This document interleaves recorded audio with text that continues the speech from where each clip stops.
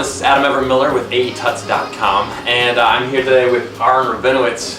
He doesn't even need an explanation, but we'll try. All Bets Are Off Productions recently started and used to be huge at Creative Cow, helping thousands, maybe even millions, who knows.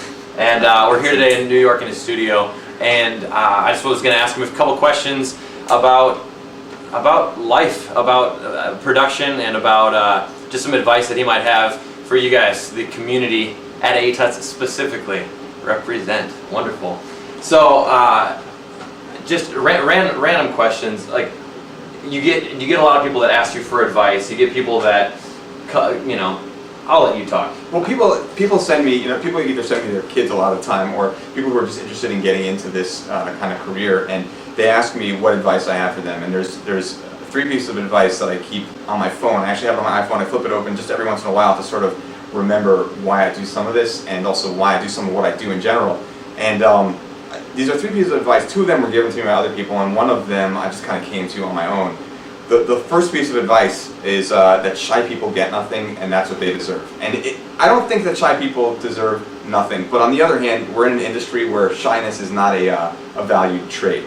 No one's saying you should go out and be like, I am the best and you should. It's more like, if you don't ask, you don't get, right?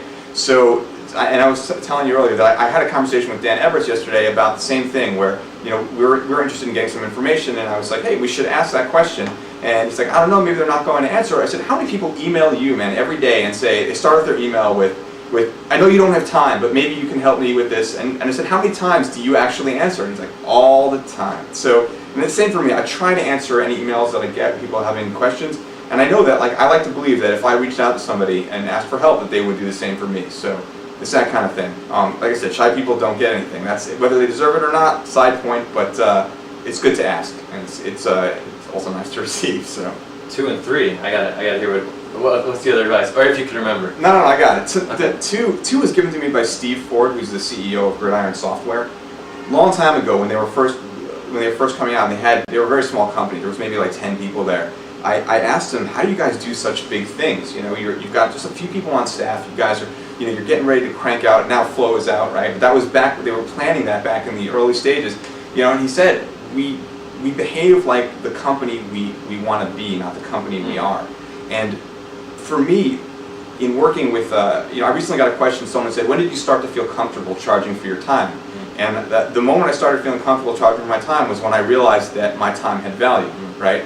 And whether it's with my family or it takes away from other things, I realized that if I view my time as valuable, if I view what I do as valuable, then people will recognize that what I'm doing is for them is valuable.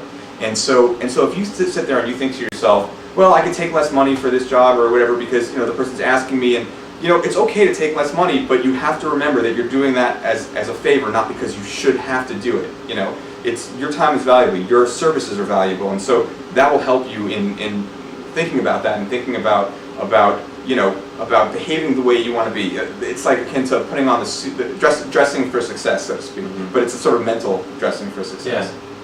Yeah. The last piece of advice, this is just, it's more of a question that I ask anybody who asks me about getting into this field. I ask them, when you get up every day, what do you want to do? And often the answer from someone who's starting out is, well, I could do video editing, or I could do some After Effects thing. And I was like, that isn't the question I asked you. I asked you what you want to do. When you get out of bed every day, right, what is it you really want to do? Do you say, today I want to be an animator, today I want to be a video editor? I mean, I've known for years that I want to work in special effects, and in college I didn't study that, and I knew it. I wrote a paper. My first paper for college was about that in 10 years I'd be working for ILM, even though I was studying psychology. But I knew in my heart that that's what I wanted to do. And so when I got out of college, and was about to go into psych, go into grad school, I realized, what, this isn't for me. And I got an internship at Sesame Street. It was hard work, worked for a year for no pay, but it really helped me figure out what I was going to do and how I was going to do it. And then from there, it's kind of grown. So beautiful. Yeah. So I guess, and we'll wrap this up just to make it quick. But my other question is, and this is for the guy who's sitting in his basement, maybe still living with his mom.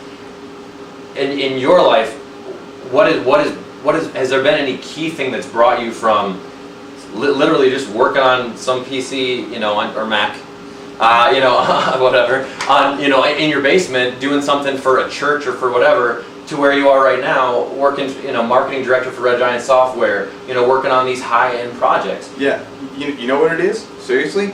Sharing information, sharing knowledge. A lot of people think that if they hide their secrets on how they do stuff, that's going to keep them in work. For me, and I think guys like Andrew Kramer would easily tell you that the exact opposite is true. The more information you share, first of all, people recognize that you know what you're doing, and they respect you for that. But more importantly, the fact that you create this community, that you reach out to people and you know people and you network in that way just by sharing information and helping people.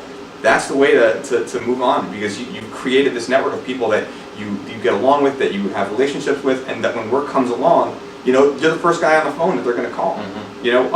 Story, a friend of mine, Walter Biscardi, I don't know if you guys know him, but he's a Final Cut Pro guy, and he saw a post at Creative Cow a long time ago, someone asking for help with some editing system that they had, and he responded to it and he said, hey, I'm in Atlanta too. You want me to just come over to your facility and I'll help you guys out? And so he went over to them, and it was like a favor that he was doing, and essentially it turned out that the place that he was going was, he looked at the kitchen and he said, this looks just like the kitchen from Good Eats. And the guy's like, well, yeah, this is the kitchen from Good Eats, and this is our house, but we film it here, and from that he's the head of graphics and the head of, he does all of the editing for Good Eats, and that's been his career, a lot of that. So, he does lots of other stuff, but he helped somebody out, and just by making that connection, grew extensively. So yeah, I guess it makes sense logically, even just with what the new revolution of what we're trying to do, as far as having this community online. Because before, where only the big production houses are able to do these effects,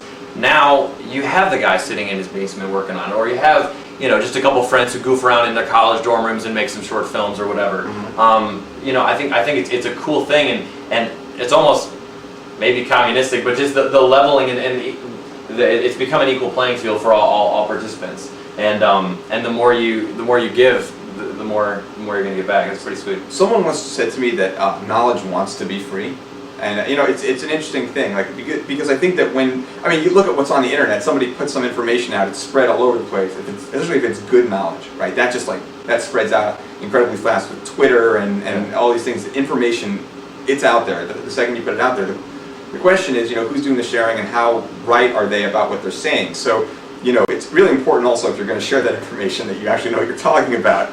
But outside that, just sharing information and helping people is a great way to grow your business and just to grow your network for that business. Beautiful.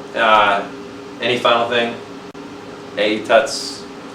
No, I think actually I was there at A-Tuts last night. I think the stuff that's being shown there is fantastic, and I keep up the good work and keep sharing the information, and it's fantastic. Beautiful.